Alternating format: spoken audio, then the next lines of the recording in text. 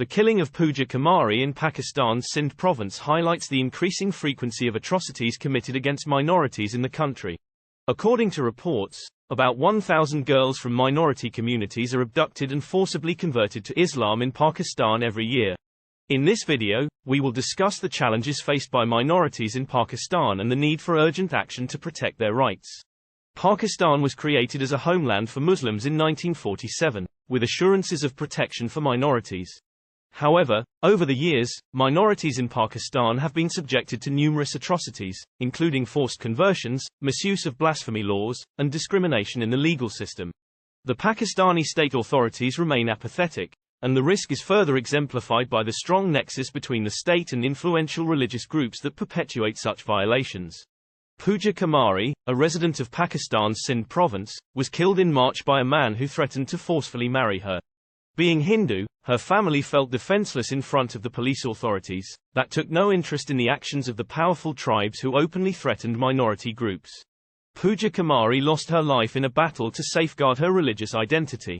Sadly, this is just another example of the increasing frequency of atrocities committed against minorities in Pakistan. According to the United Kingdom's all-party parliamentary group for minorities, about 1,000 girls belonging to minority communities are abducted and forcibly converted to Islam in Pakistan every year. Pakistani state authorities remain apathetic, and this risk is further exemplified by the strong nexus between the state and influential religious groups that perpetuate such violations. When Pakistan came into existence, minorities were assured protection. Muhammad Ali Jinnah's speech of 1947 stood testimony to that, and so did his inclusive cabinet. Jogendranath Mandal, a Hindu, was the first law minister. Sir Zafarullah Khan, an Ahmadiyya, was the first foreign minister. Several Shias were similarly appointed. Jinnah's untimely death marked the beginning of decay and enabled what was later labeled as the Islamization of Pakistan. This phenomenon, mostly associated with General Zia-ul-Haq's rule, has not just manifested itself as a social practice but also became sanctioned by the state.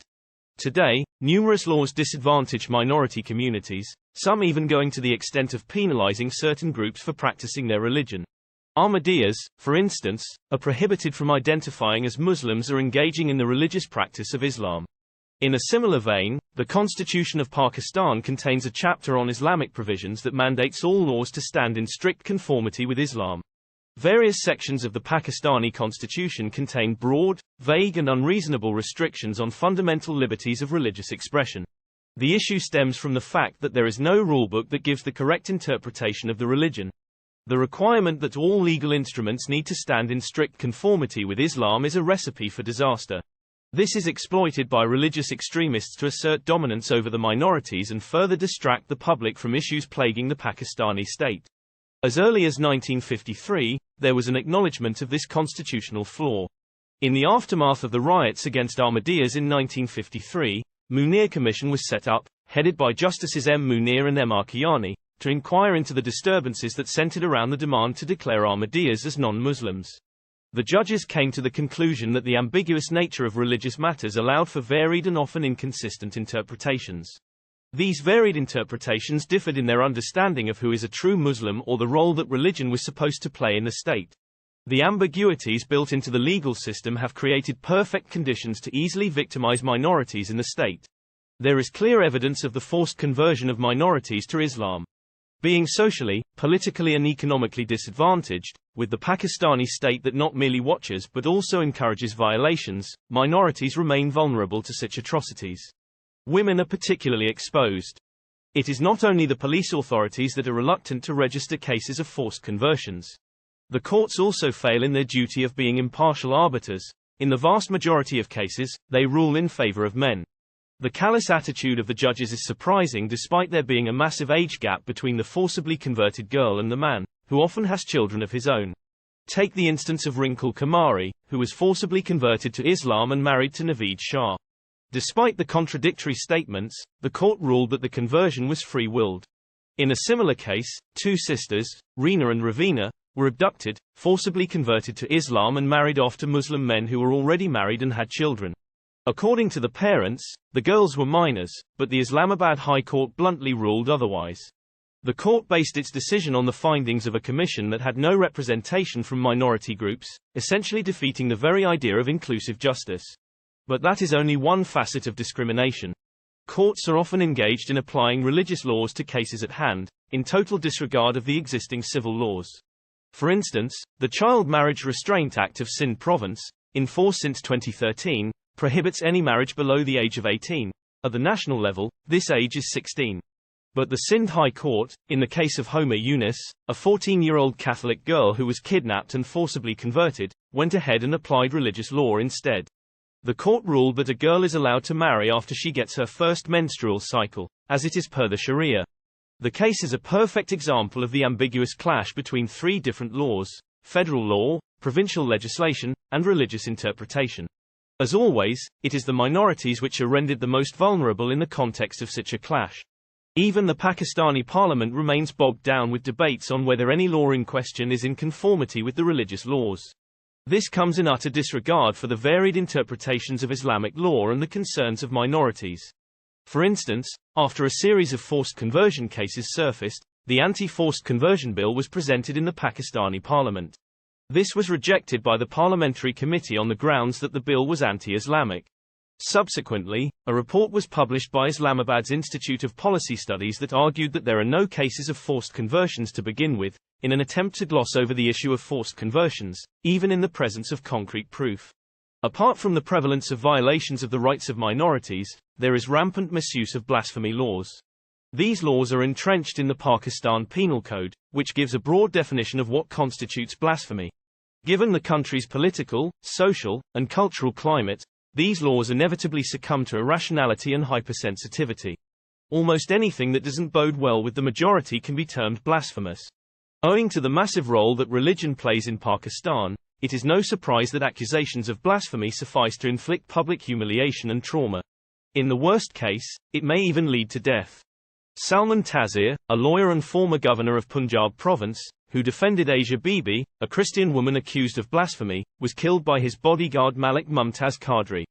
Qadri, unsurprisingly, was hailed as a hero. In the words of the lawyer who later defended Qadri in court, anyone accused of blasphemy should be killed on the spot as a religious obligation. The killing of Governor Salman Taseer is a classic example of the legal system becoming a convenient channel for vigilante justice. The fact that Mumtaz Qadri was hailed as a hero, and that his lawyer argued for punishing the blasphemer without due process, shows how people in Pakistan, including the state authorities, have normalized vigilante justice. Whether or not blasphemy has been committed is not to be decided in the courtroom, but by the people on the streets. Mashal Khan, a university student, was similarly killed on accusations of blasphemy by people who disagreed with his outspoken criticism of the Pakistani political system and its lack of freedom of thought and expression. Khan supported women's rights, was a frequent critic of conservative Islam, and condemned gruesome acts committed in the name of religion. One of his professors described him as blunt but inquisitive. Khan's crime consisted in holding liberal and secular views that the majority was not tolerant of. His death highlights two significant points. The first is that university spaces, at least in Pakistan, do not encourage freedom of conscience. The second and arguably more important one is that blasphemy laws are being used as a tool to cow people into agreeing with the received view of the majority. It is not only individuals, entire communities have been targeted by proponents of mob justice. In 2009, a Christian colony in Godhra was set ablaze after unfounded accusations of desecration of the Quran came about. The police silently watched as the horrific acts of violence played out. An anti-terrorism court in Faisalabad later absolved the accused, while some were previously declared innocent. In 2013, another Christian neighborhood in Lahore was ransacked, looted, and set on fire after a verbal clash between a Christian and a Muslim wherein the latter accused the former of blasphemy. In 2017, an anti-terrorism court cleared the accused involved in the attack on the neighborhood, despite the clear-cut evidence. Every case of blasphemy law misuse is a testimony to the endemic intolerance that has festered in the Pakistani state. Asia Bibi suffered years of brutal treatment in prison owing to her neighbors being intolerant and accusing her of insulting Islam. Salman Taseer was killed because he defended a wrongly accused blasphemer. Mashal Khan was beaten to death because he dared to speak against the current political system and religious dogmas. Mere accusations of desecration of the Quran warranted the burning down of Christian colonies by intolerant vigilantes. Forced conversions, religious laws and blasphemy laws together create the perfect storm. Forced conversions target the weak and vulnerable minority communities who have no recourse to the law and justice authorities. Even when their cases do get to the courts, justice is a far cry. Judges either err in weighing the facts and evidence at hand, pandering to influential religious groups who openly run the business of forced conversions, or rely on religious laws, gravely violating basic civil rights of minorities. The misuse of blasphemy accusations to silence the minorities prevents these concerns from even being heard in public. There is an urgent need to set up a parliamentary committee that has a proper representation of minority groups, and that is capable of deliberating issues of forced conversions and the application of religious laws with transparency and compassion. Furthermore, minorities need to be protected from the misuse of blasphemy laws. An unambiguous, comprehensive, codified legislation, free from the influence of varied religious interpretations, is the need of the hour. Pakistani people deserve legislation that not only safeguards the rights of victims but also addresses violations and negligence of law enforcement authorities.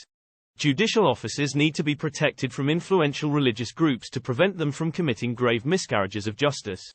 The percentage of minorities in Pakistan is abysmally low, and if the violations continue unabated, they will soon become history.